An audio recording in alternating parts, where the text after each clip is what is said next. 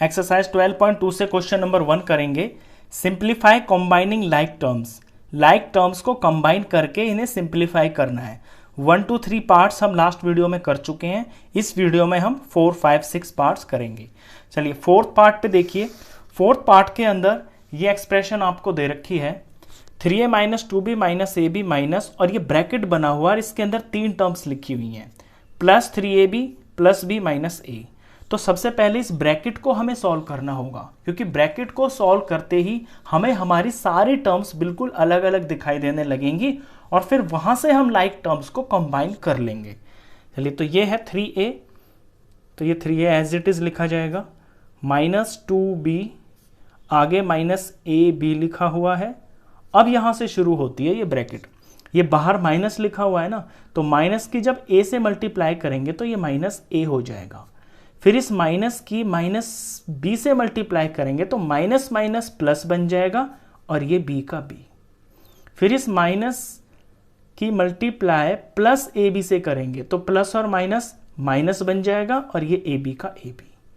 इस तरह से आपको इसको ब्रैकेट को सॉल्व करना है।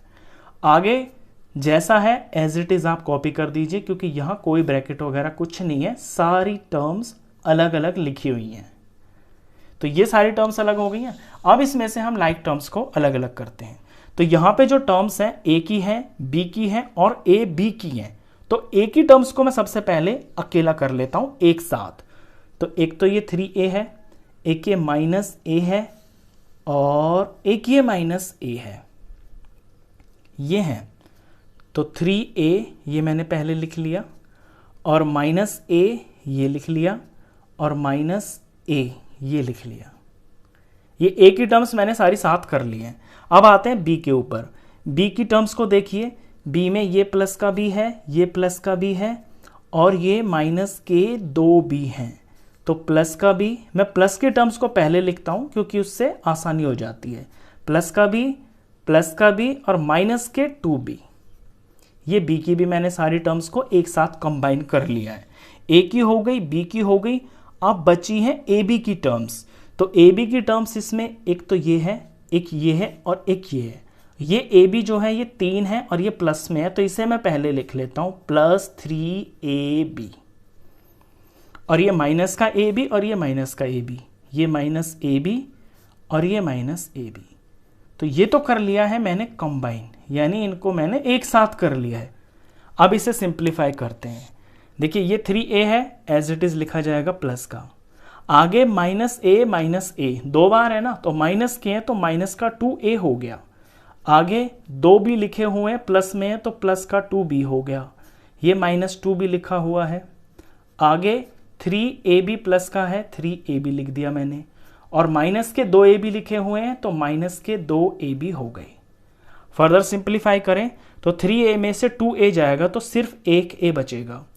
आगे 2b में से 2b ही चले गए तो 0 बचा, इसको हम यहीं काट देंगे, 0 भी लिखने की ज़रूरत नहीं है। यहाँ 3ab में से 2ab माइनस हो रहा है, तो 3 में से 2 गए तो 1 बच गया प्लस का, और ये ab, तो प्लस ab, 1 लिखने की ज़रूरत होती नहीं है। ये इसका आंसर हो गया। अब ये लाइक टर्म्स तो नहीं है, a plus ab unlike terms है ना, तो इन्हें हम प्लस नहीं कर सकते, ये यहीं पे हमारा आंसर हो गया। चलिए, इसके बाद पार्ट करते हैं फिफ्थ पार्ट के अंदर सारी टर्म्स बिल्कुल अलग अलग लिखी हुई हैं। तो इनमें से हम छांटते हैं कि कौन कौन लाइक टर्म्स हैं। इसमें जो टर्म्स हैं वो हैं x की, और y x स्क्वायर की टर्म्स हैं, y स्क्वायर की टर्म्स हैं, और x y स्क्वायर की टर्म्स हैं, और x स्क्वायर y की टर्म्स हैं। इसमें 4 तरह की टर्म्स हैं। तो हम x स्क्वायर से ही शुरू कर लेते हैं। यहाँ पे मैं पहले x स्क्वायर को ले लेता हूँ। x स्क्वायर हो गया 1 और x स्क्वायर हो गया 2।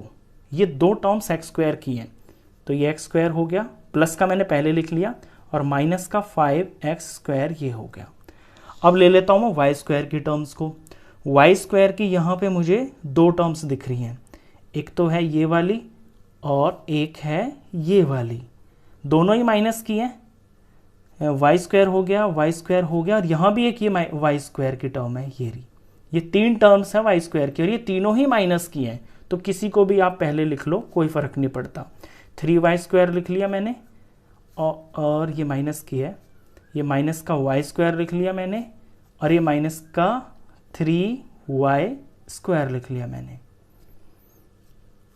ये और ये अलग अलग हो गई हैं। ये लाइक टर्म्स x² की हैं, ये लाइक टर्म्स y² की हैं।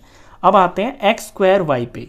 तो x² y ये एक टर्म है और x² y ये एक टर्म है, और बस ये दो ही टर्म्स हैं। ये x² y नहीं है, ये xy² है, तो ये अलग होगी। तो ये लिख लेता हूं मैं 5 प्लस का है प्लस 5x² y और प्लस 3x² y। आगे पीछे होने से कोई फर्क नहीं पड़ता, वेरिएबल्स की पावर सेम है। तो ये प्लस 3 और yx²। अब बची है चौथे तरह की टर्म, वो है xy²। ये अकेली ही टर्म है, कोई भी और इसके अंदर ऐसी टर्म नहीं है जो xy² की फॉर्म की हो। तो ये हम अलग लिख देते हैं 8xy²। तो चार तरह की इसमें टर्म्स हैं, चारों को हमने अलग अलग कंबाइन कर लिया। अब सिंप्लीफाई कर देते हैं। ये x² की, ये x² की, ये +1 है, ये -5 है। तो -5 और +1 हो गया है -4। प्लस माइनस माइनस सब्ट्रैक्ट हो जाता है, बड़े का साइन आ जाएगा, -4x²।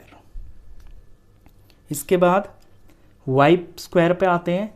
y² की तीनों टर्म्स माइनस की ही हैं, तो तीनों के कोफिशिएंट ऐड हो जाएंगे। ये 3, 4, 5, 6, 7, तो माइनस का 7 और ये y²। आगे x² y की दो टर्म्स हैं, दोनों प्लस में है, कोफिशिएंट सॉल्व हो जाएंगे, तो 5 और 3 हो गया है 8, और प्लस का 8 और x² और ये y। ये टर्म बिल्कुल अकेली है, इसका कोई साथी है ही नहीं, तो जैसी है ये एज इट इज लिखी जाएगी xy²। तो -4x² -7y² प्लस 8x² और प्लस 8xy²। ये चारों के चारों टर्म्स जो हैं, अब ये अनलाइक टर्म्स हैं, तो इनका तो हम कुछ कर नहीं सकते, इन्हें हम सिंप्लीफाई नहीं कर सकते आगे। यही हमारा आंसर है। चलिए इसके बाद 6th पार्ट करते हैं। 6th पार्ट के अंदर इसमें ब्रैकेट दिख रहा है आपको, तो पहले ब्रैकेट की तो कोई टेंशन ही नहीं है, क्योंकि ब्रैकेट से पहले कुछ भी नहीं है मल्टीप्लाई करने के लिए। तो इसे तो आप ऐसे ही कॉपी कर सकते हो, 3y² प्लस 5y -4। इसे सॉल्व करने के लिए ये जो माइनस है, ये बारी बारी से सब को मल्टीप्लाई करेगा। माइनस की 8y से मल्टीप्लाई होगी तो -8y हो जाएगा। माइनस की -y² से मल्टीप्लाई होगी तो माइनस माइनस प्लस हो जाएगा और ये y² हो जाएगा। माइनस की -4 से मल्टीप्लाई होगी तो माइनस माइनस मिलके प्लस हो जाएगा और ये 4 हो जाएगा। अब इसके अंदर टर्म्स देखता हूं मैं। एक तो है इसके अंदर y² की टर्म्स, एक है y की टर्म्स, और फिर है इसके अंदर कॉन्स्टेंट्स। तो ये y² की टर्म है, ये y² की टर्म है, इन्हें एक साथ लिख लेता हूं, 3y² प्लस y²। अब y की टर्म्स को ले लेते हैं, 5y ये वाली और -8y ये वाली। प्लस की को मैं पहले ले लेता हूं, प्लस 5y -8y। 4 हो गई। अब बचा है कांस्टेंट, प्लस का 4 और माइनस का 4, ये एक साथ ले लेते हैं, +4 -4। ये कर लिया है मैंने कंबाइन, एक साथ कर ली हैं लाइक टर्म्स को। अब सिंप्लीफाई कर देते हैं। ये दो टर्म्स हैं y² की, ये 3 बार है, ये 1 बार है, तो 4 बार y² हो गया।